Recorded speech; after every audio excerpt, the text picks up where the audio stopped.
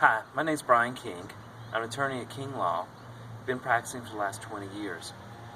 We're going to do a little series of different videos about family law. I've been practicing family law for almost 20 years, and I've been a family law specialist since 2009. I've done thousands of cases, and I can tell you that this is one of the most difficult times, if not the most difficult time that you'll ever go through.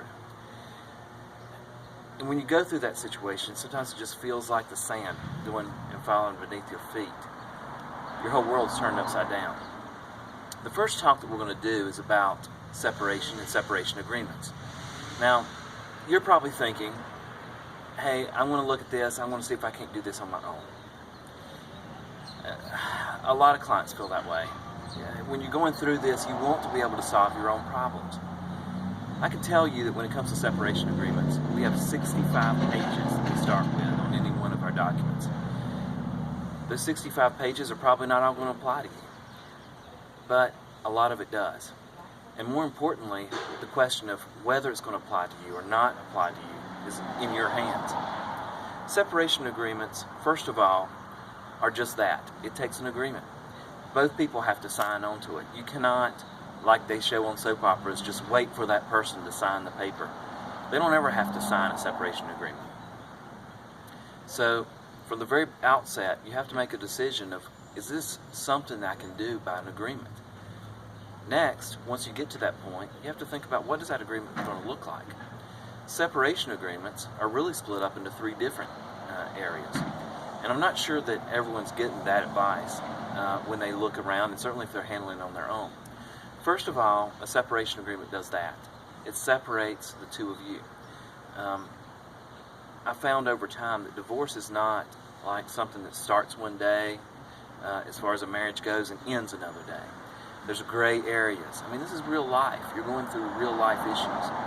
And the first thing a separation agreement does, it sets up and says that the two of you are separated and sets out as to what that means.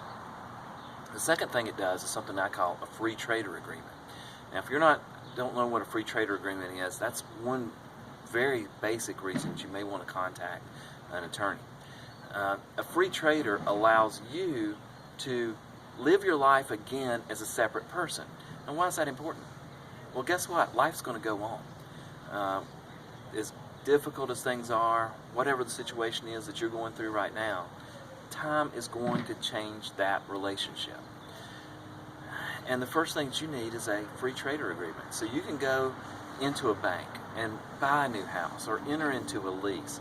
Right now, when you're married, they're going to want that marital partner to be a part of that. The exact opposite of what you're going to want to go through when you're dealing with a separation. Free traders are exceedingly important, and sometimes we do it in isolation. We're just doing that free trader. You need to know what that situation is. And then the separation agreement itself is generally what we talk about is a property settlement agreement. And when someone is going through a property settlement agreement, that's taking all of their items.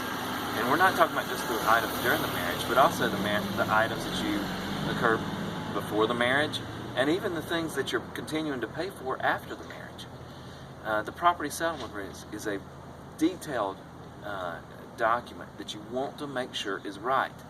Many times you're talking about something that's going to be recorded at the Registered Deeds Office or otherwise.